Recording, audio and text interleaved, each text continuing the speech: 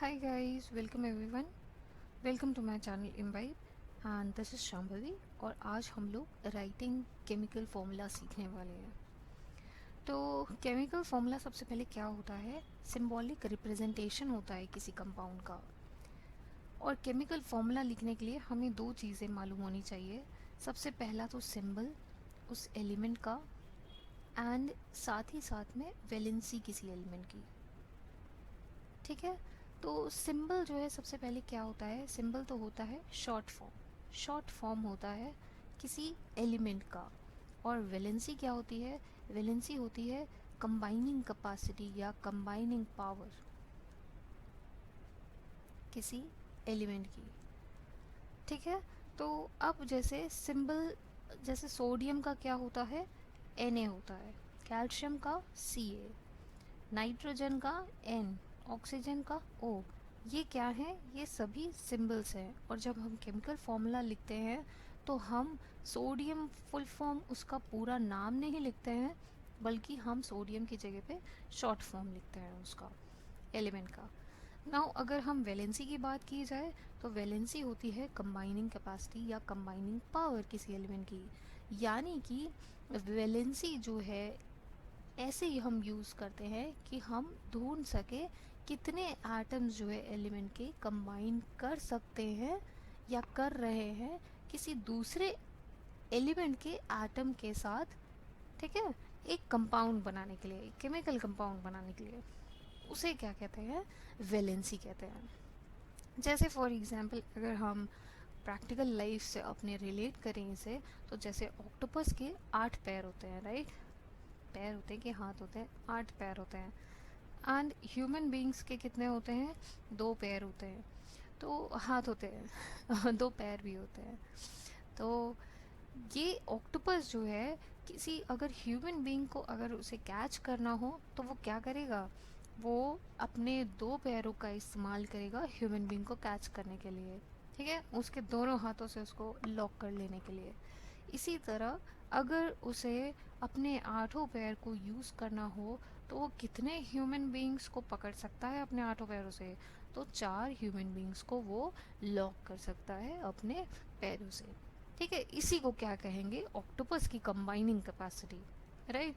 तो इसी तरह केमिकल कंपाउंड्स की भी कंबाइनिंग कैपेसिटी होती है।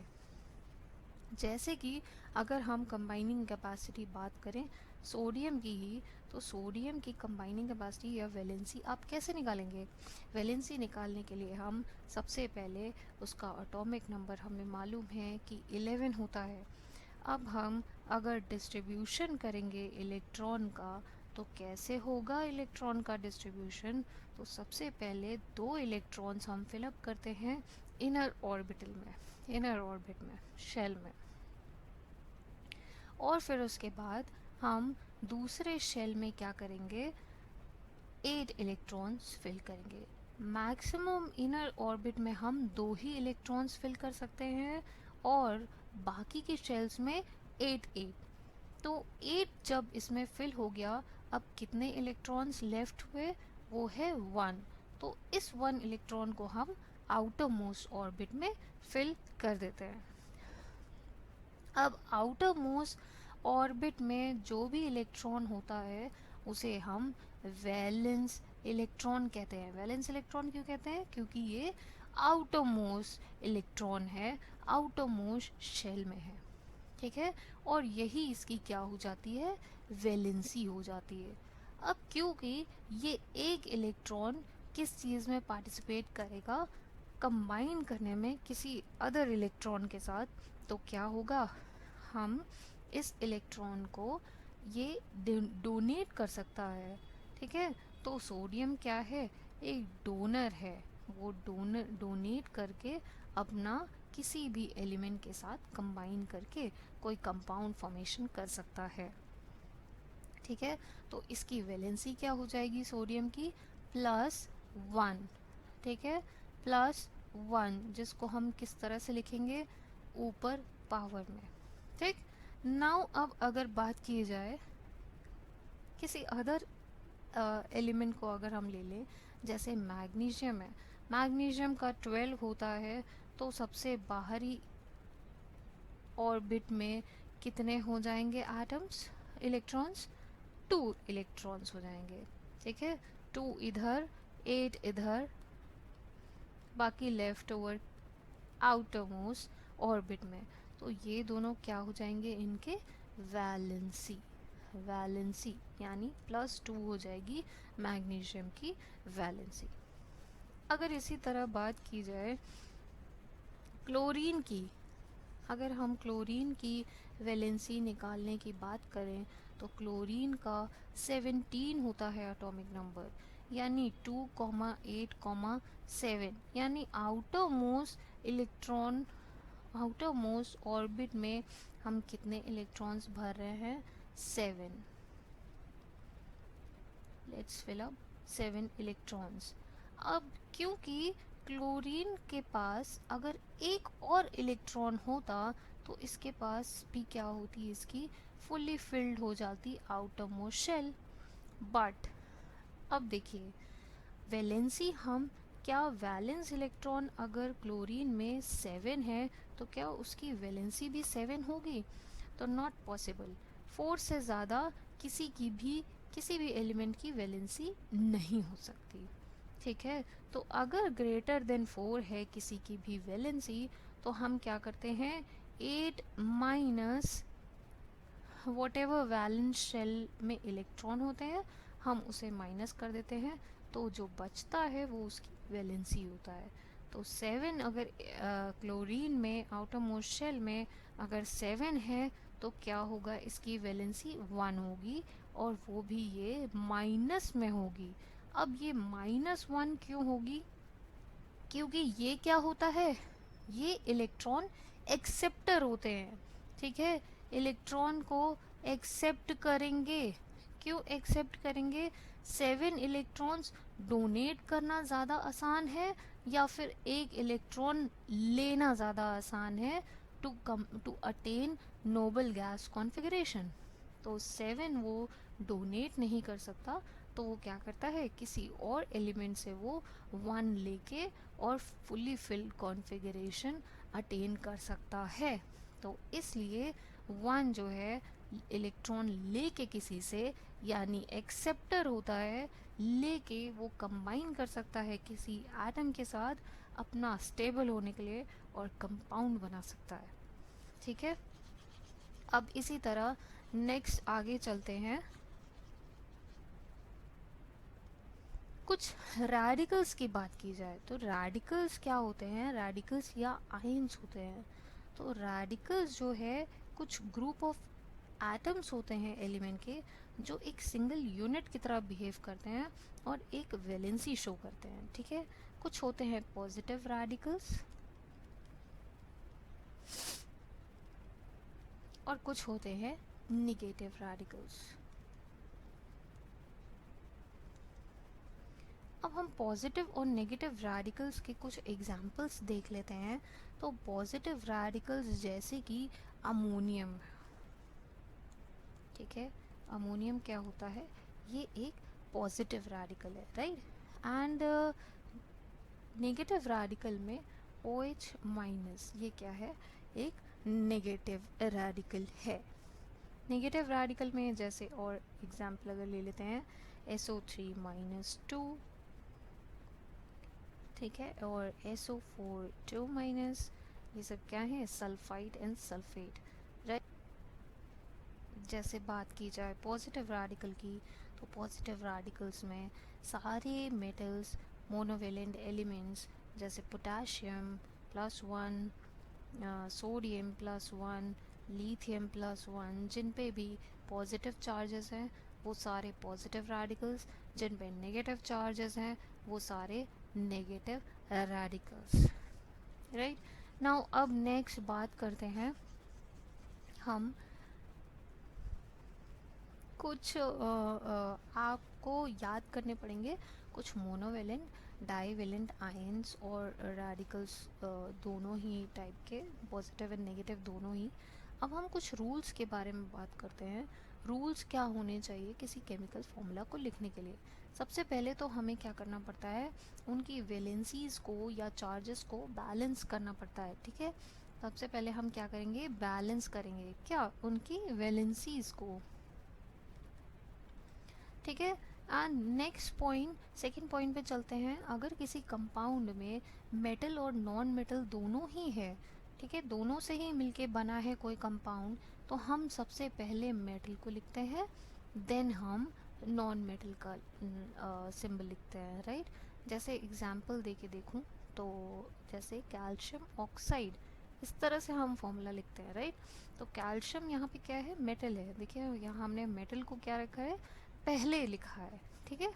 नाउ थर्ड पॉइंट जो है वो ये है कि किसी भी कंपाउंड में अगर पॉली एटॉमिक आयंस हैं, ठीक है, तो जो नंबर ऑफ आयंस होते हैं प्रेजेंट कंपाउंड में, उसको हम इंडिकेट कैसे करते हैं, बाय उनको क्या करते हैं, हम उनके फॉर्मूले को, आयन के फॉर्मूले को हम ब्रैकेट में लिख देते हैं। जैसे फॉर एग्जांपल अगर हम बात करें जाए मैग्नीशियम हाइड्रोक्साइड की, है ना, तो मैग्नीशियम हाइड्रोक्साइड को इस तरीके से लिखते हैं, क्यों, हमने क्या किया है, OH को ब्रैकेट में कर दिया है, क्यों, क्योंकि यहाँ पे क्या है, presence of poly atomic ion, ठीक। अब अगर पॉली एटॉमिक आयन इसमें क्या है, एक से ज़्यादा है, राइट। अब अगर पॉली एटॉमिक आयन जो है लेकिन अगर एक ही है तो हम ब्रैकेट की ज़रूरत नहीं पड़ती है। जैसे NaOH में ब्रैकेट की यहाँ पे ज़रूरत नहीं है, ना ही हम यहाँ पे हमने ब्रैकेट के लगा के और 1 लिखने की भी ज़रूरत नहीं होती है। अभी हम एग्जाम्पल जब हम कुछ डिस्कस करेंगे केमिकल फॉर्मूलेज कैसे लिखते हैं, उसमें अभी मैं फिर से एक्सप्लेन, इस पॉइंट को हम देखेंगे। सबसे पहला चलिए केमिकल फॉर्मूले को एग्जाम्पल देखते हैं कि कैसे हम केमिकल फॉर्मूला लिखते हैं। तो सबसे पहला एग्जाम्पल चलिए लेते हैं हम हाइड्रोजन क्लोराइड का, सबसे easiest and simplest, hydrogen chloride. तो हाइड्रोजन क्लोराइड हमें लिखने की chemical formula, chemical compound, chemical formula लिखने की हमें क्या चीज़ों की ज़रूरत होती है, सिंबल। दूसरा किसकी ज़रूरत होती है, वैलेंसी की। तो सबसे पहले चलिए हम हाइड्रोजन क्लोराइड की पहले सिंबल लिख लेते हैं, हाइड्रोजन का H एंड क्लोराइड का Cl। नॉन मेटल हमने क्या लिखा है, लास्ट में लिखा है। वैलेंसी क्या होती है, इसकी भी 1 एंड इसकी भी 1, ये माइनस में एंड ये प्लस में। अब हम क्या करते हैं, नेक्स्ट पॉइंट में हम क्या करते हैं, हमने क्या किया, पहले पहला पॉइंट, हमारा पहला स्टेप क्या था कि हम क्या करेंगे, पॉजिटिव को एटम को लेफ़्ट साइड पे लिख लेते हैं, है ना, पॉजिटिव एटम को लेफ़्ट साइड पे और नेगेटिव रेडिकल को राइट साइड पे। अब ये हो गया था पहला स्टेप, हमने क्या किया था, एलिमेंट के सिंबल्स लिख लिए थे। देन उसके बाद स्टेप 2 हमारा क्या था कि वैलेंसी हम लिख लेते हैं, ये हमने क्या लिख दी, वैलेंसी लिख दी। अब जो थर्ड स्टेप क्या होता है, वो होता है हम इनकी वैलेंसी नंबर को इंटरचेंज कर देते हैं, ठीक है। ये हम कैसे करते हैं, इंटरचेंज कर देंगे वैलेंसी एटम, वैलेंसी नंबर हर एटम का या रेडिकल का, और उसको शिफ्ट कर देते हैं उसके लोअर राइट हैंड साइड पे, ठीक है, लोअर साइड पे। जैसे क्लोरीन अगर ये है, वैलेंसी हमने हाइड्रोजन की क्या की, यहाँ पे लिख देते हैं, ठीक है, उसके लोअर साइड पे लिख देते हैं, lower right side of atom के, ठीक है।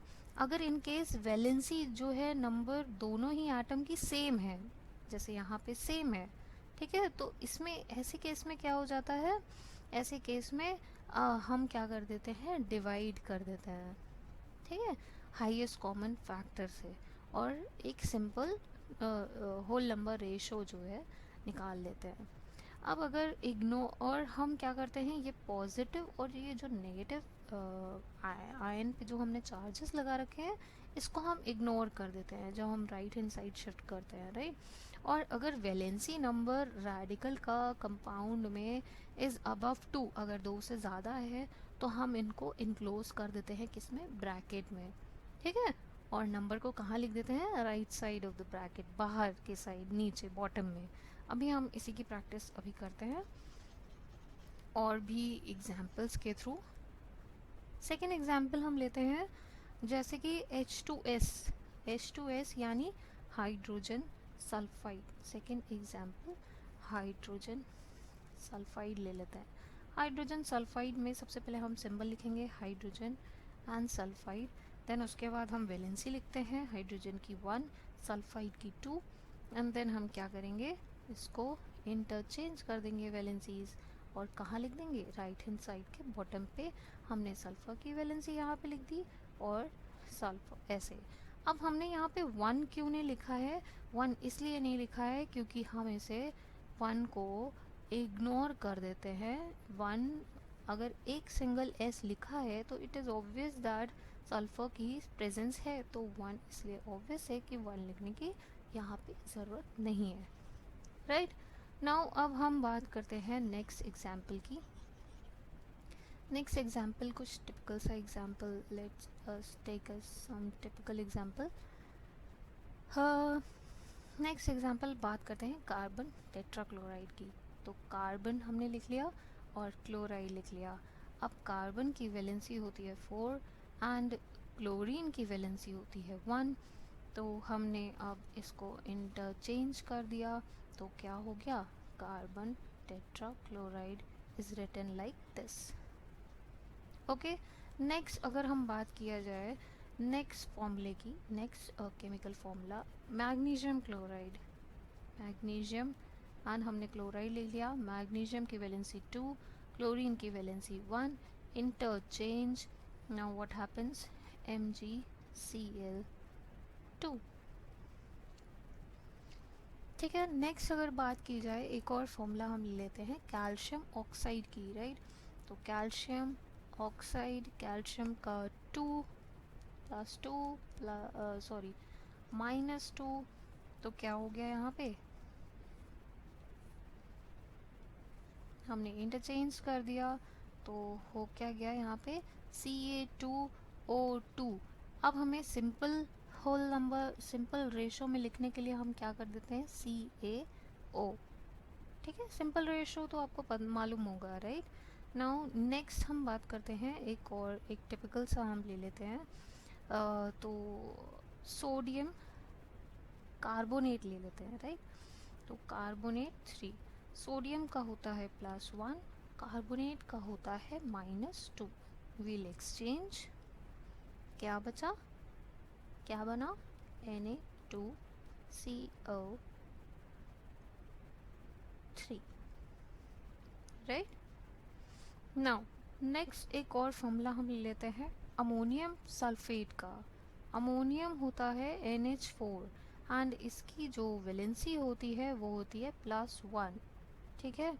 एंड सल्फेट होता है SO4 एंड इसकी वैलेंसी होती है -2।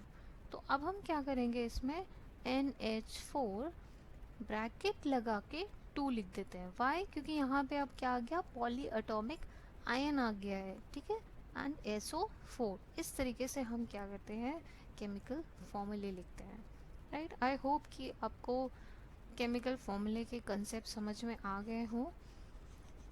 नेक्स्ट जो है टॉपिक्स आप कमेंट बॉक्स में लिख सकते हैं अगर आपको ये वीडियो पसंद आई हो, और अगर आपके कंसेप्ट्स आपको क्लियर लग रहे हों, तो आप जो भी डाउट्स आपको हो आप कमेंट सेक्शन में लिख सकते हैं। मैं आगे के वीडियोस उन पे बना सकती हूँ। Okay, now thank you guys.